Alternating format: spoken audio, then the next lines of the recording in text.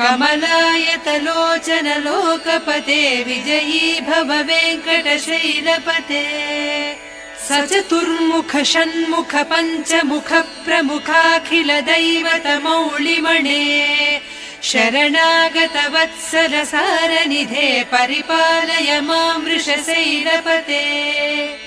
अतिवेलतया तव दुर्विषहैरनुवेल कृतैरपराधशतैः भरितं त्वरितं वृषशैलपते परया कृपया परिपाहि हरे